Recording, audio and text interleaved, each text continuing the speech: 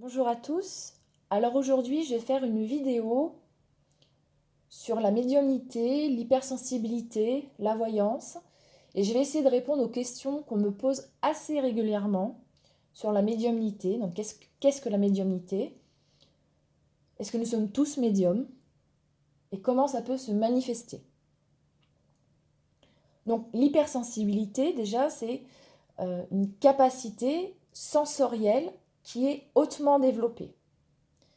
Une personne hypersensible, c'est une personne qui est capable de ressentir la positivité, la négativité des personnes, des lieux, des objets qui l'entourent. Elle peut être empathe. À l'extrême, elle peut être une éponge, ce qu'on appelle une éponge, c'est-à-dire absorber toutes les énergies négatives qui l'entourent. Donc, dans ce cas-là, il est très important de savoir se protéger correctement. Pour se protéger, justement, se protéger de tout ce qu'on peut absorber. Je développerai un autre moment dans d'autres vidéos pour les protections, etc. Et puis, elle peut être aussi vampirisée, c'est-à-dire que elle peut avoir cette impression qu'on lui prend son énergie, ce qu'on appelle être vampirisé. Donc là, pareil, il est très important de mettre des protocoles de protection, surtout évidemment quand on va à l'extérieur, puisque les personnes qui sont hypersensibles ont tendance à se refermer sur elles-mêmes et à éviter les bains de foule. Et encore une fois, ce n'est pas quelque chose qui est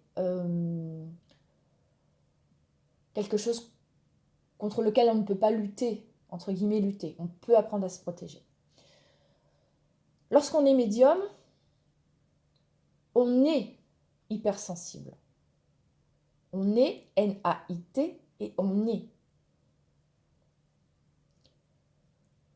N-E-S-T. On est hypersensible aux influences non perceptibles par nos cinq sens. Donc on a une capacité sensorielle à haut potentiel.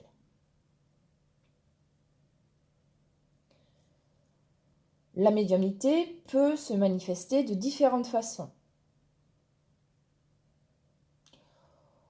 On peut avoir ce qu'on appelle la clairvoyance, la clairsentience ou clair-ressenti, comme moi je l'appelle, la clairaudience et tout un tas d'autres choses. Mais là, je vais parler vraiment des points principaux. Et je vais parler aussi de comment chez moi ça se manifeste. Parce que nous sommes tous différents. À mon sens, nous sommes tous plus ou moins médiums. Mais nous n'avons pas les mêmes capacités et nous n'avons pas le même potentiel. Nous avons des dons de naissance. Pour les médiums, on va dire les plus expérimentés. Nous avons des dons de naissance que nous travaillons au cours du temps, parce que nous avons un potentiel de base qui est assez important. Et en travaillant ce potentiel, nous avons de plus en plus de capacités. C'est un choix. Certaines personnes qui vont être médiums et qui ne vont pas vouloir exploiter leurs capacités, mais qui vont souvent du coup les subir, puisqu'ils ne vont pas les prendre en main, ils vont vouloir les mettre de côté, mais c'est là. Et puis il y a des personnes qui vont vouloir, qui aimeraient avoir ces capacités-là, qui ne les ont pas forcément. Donc, nous avons tous des capacités de naissance qui peuvent aussi vraiment exploser à certains moments de nos vies. Lorsque des événements, des situations se manifestent dans notre vie et auxquelles nous devons faire face. Ça réveille certaines choses chez nous. Ça peut être un deuil, ça peut être un accident, ça peut être tout un tas de choses. Des reconnexions aussi, comme je parle souvent, avec des personnes de notre famille d'âme. Donc, est-ce que nous sommes tous médiums? Pour moi, oui. Mais comme je viens de le dire, nous n'avons pas tous les mêmes dons de naissance, nous n'avons pas tous les mêmes capacités, ça ne se manifeste pas forcément de la même manière, et nous n'avons pas le même potentiel, c'est-à-dire que nous n'arriverons pas tous au même résultat. Je prends souvent cet exemple des sportifs ou des musiciens. Nous sommes tous capables de jouer quelques notes de musique sur un piano, de faire quelques notes sur une guitare. Nous sommes tous capables de faire du sport, mais nous ne serons pas tous, entre guillemets, des sportifs professionnels ou des musiciens de grand talent, des compositeurs, etc. La médiumnité peut se manifester de différentes façons. Nous sommes tous différents. Même les médiums qui ont des capacités importantes, qui ont un haut potentiel,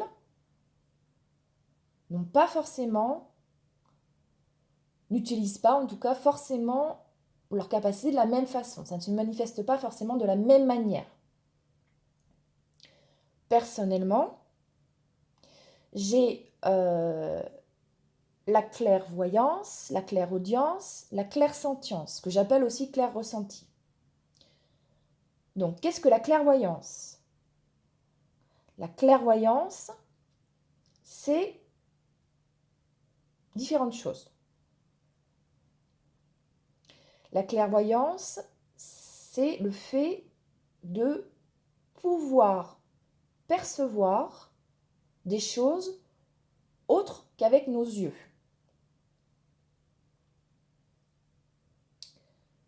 Chez moi, ça se manifeste par des images, par des flashs. Ça s'impose à moi, où je peux aussi me brancher, me connecter à quelque chose ou à quelqu'un ou à un lieu, et là je vais le faire en conscience. Je vais vraiment vouloir avoir ces images pour comprendre certaines choses ou pour transmettre certains messages. Mais la médiumnité, ça peut être aussi quelque chose que nous ne maîtrisons pas, évidemment. D'ailleurs, quand on est médium, on s'en rend compte au fil du temps parce qu'il nous arrive des choses qu'on dit paranormales, en tout cas pas habituelles. Moi, je préfère dire pas habituelles parce que pour moi, le paranormal est du normal. Mais bon, ça, c'est mon point de vue. Donc la clairvoyance, ça peut être des images, des flashs qui se manifestent à vous,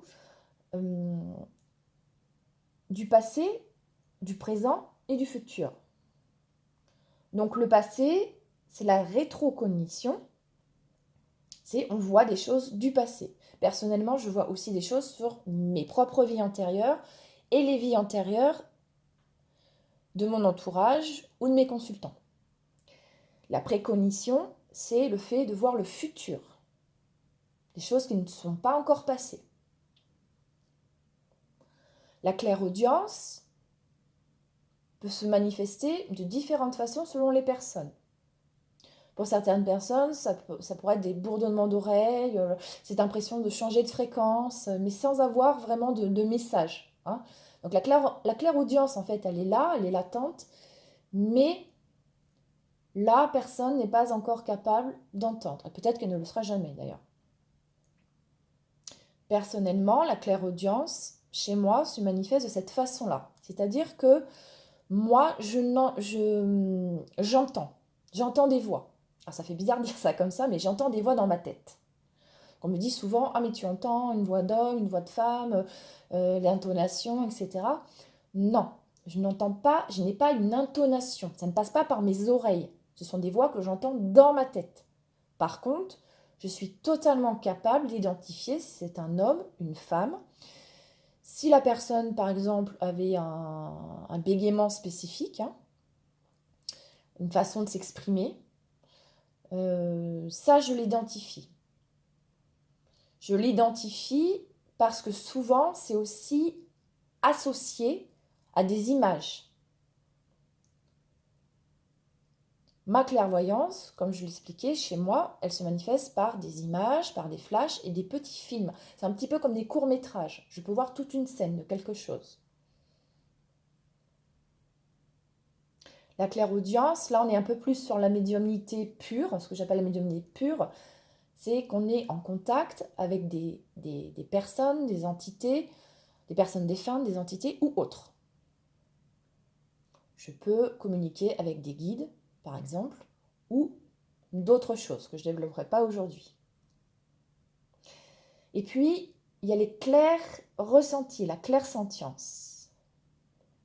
La clairsentience, c'est la capacité de ressentir, de percevoir des choses qui ne sont pas palpables, normalement, par nos sens les plus communs. Mais ça passe par le corps. C'est-à-dire que je peux ressentir du chaud, je peux ressentir du froid, je peux avoir des oppressions, je peux avoir comme l'impression d'avoir un poids sur les épaules. Alors, il y a des lieux, hein, souvent aussi il y a des lieux, ce que j'appelle des lieux chargés. Ça c'est mon vocabulaire, mais que différents médiums emploient. Quand je dis qu'un endroit est chargé, c'est parce que voilà, j'ai l'impression d'avoir un poids sur les épaules, d'avoir mal au dos, d'avoir mal à la tête. Je suis totalement connectée à ce lieu. Il est chargé parce qu'il y a eu beaucoup d'événements. Parfois un seul, mais voilà, il s'est passé quelque chose d'important à cet endroit. Une ou plusieurs choses. Et puis il peut y avoir aussi des entités qui se baladent, qui ne sont pas passées, qui ne sont pas montées. Des entités, des personnes qui ne sont pas montées, hein, qui sont en errance. Je vous donne les grandes lignes. Hein. Je ne peux pas tout développer aujourd'hui, mais je vous donne les grandes lignes. La médiumnité aussi peut se manifester par des rêves. Hein, lorsqu'on fait des rêves prémonitoires, c'est clairement de la médiumnité. Par contre, là, ça ne se fait plus vraiment en conscience. C'est-à-dire qu'on ne sait pas trop ce qui se passe. Vous pouvez avoir des personnes défuntes aussi qui viennent vous voir pendant vos rêves, qui vous communiquent des messages. Là, souvent, c'est lorsque votre médiumnité est pas ou peu développée. Et dans ce cas-là, vu que vous êtes sur un autre état de conscience, les personnes que vous avez pu perdre, entre guillemets, qui sont passées sur un autre plan, peuvent venir vous voir et vous donner des messages. Et dans les rêves, effectivement, on peut aussi faire des rêves prémonitoires, voir des choses qui ne se sont pas encore passées, mais qui se passeront les heures, les jours ou les mois d'après. Et puis,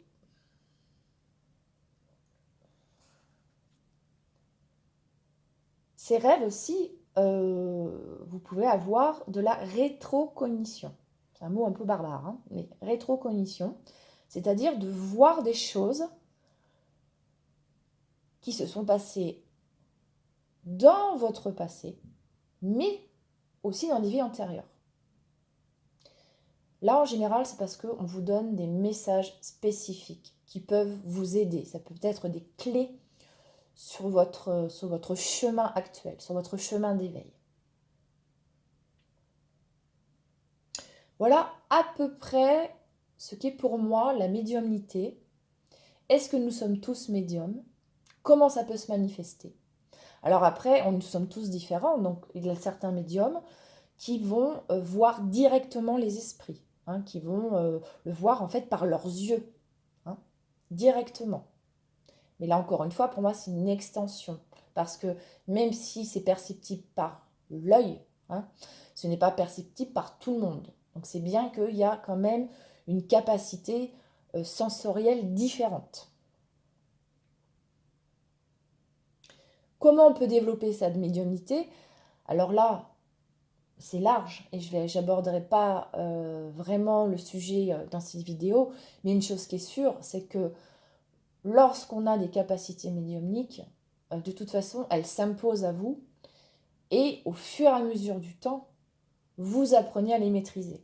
Parce que sinon, vous pouvez avoir l'impression de les subir, ce qui peut être le cas, hein, avoir l'impression de les subir, ça peut créer des peurs. Hein. Donc, si vous avez ces capacités-là, qui sont développées, il est important d'apprendre à les maîtriser.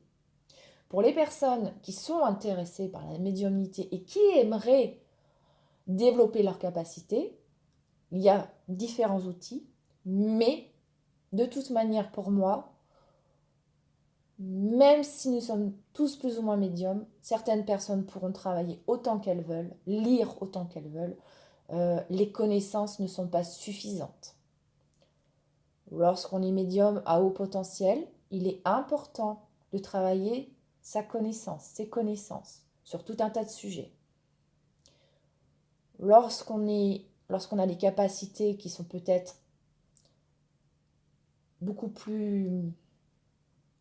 moins importantes, malheureusement pour ces personnes-là, ce ne sera pas toujours évident de les exploiter, d'en faire quelque chose de vraiment important. Parce que nous naissons tous différents, nous sommes tous différents de toute manière. La voyance pure, pour moi, c'est encore autre chose. Parce qu'on peut être voyant, mais pas forcément médium. Par contre, pour moi, quand on est médium, on est forcément voyant. Je pense que ceux qui auront écouté la vidéo auront compris la différence, mais je vais quand même vous expliquer encore un petit truc. C'est que la voyance, on va plutôt passer par des supports. La voyance, on va passer par des cartes, on va passer par le marc de café, sans faire de clichés, hein. Mais voilà, on va passer plutôt par des supports, plutôt par autre chose. On peut avoir aussi quand même la clairvoyance, hein, évidemment, quand on est voyant, on va avoir des prémonitions, voir des choses dans le passé, dans le futur, etc. Mais la grosse différence quand même, c'est que le médium est capable de communiquer avec des personnes, des entités, des guides autres, voilà, est capable de communiquer avec d'autres plans, d'autres choses. Et selon les médiums, ce que j'ai pu observer aussi, c'est que les médiums n'ont pas forcément accès tous au même plan. Et ce que moi j'ai pu constater personnellement au cours de ma vie, c'est que j'ai commencé à être médium en communiquant, on va dire, avec des personnes défuntes, en ayant des capacités aussi de magnétiseuse, puisque ça fait aussi partie des capacités qu'on peut avoir, du magnétisme. Et puis, au fil du temps, mes capacités ont nettement augmenté, parfois même explosé, souvent dû à des événements précis, à des deuils, des accidents, une maladie, des reconnexions avec des personnes de ma famille d'âme. Et mes capacités donc ont évolué, explosé au cours du temps. Et j'ai accédé à de nouvelles connaissances, sans passer par des livres ou par Internet. J'ai accédé à des nouvelles connaissances, des nouvelles capacités et surtout à des nouveaux plans. À l'heure actuelle, je ne communique pas uniquement avec des personnes défuntes. Ça, j'en parlerai à un autre moment parce que je trouve que c'est déjà beaucoup juste pour une seule vidéo. Voilà, j'ai essayé d'être le plus clair possible. C'est pas forcément évident parce que c'est beaucoup de choses. En tout cas, si vous voulez faire un retour par rapport à cette vidéo, par rapport à vos propres capacités, par rapport à d'autres questions que vous pouvez éventuellement avoir, je vous laisse faire un retour. Vous pouvez poser vos questions en dessous de cette vidéo et j'essaierai d'y répondre.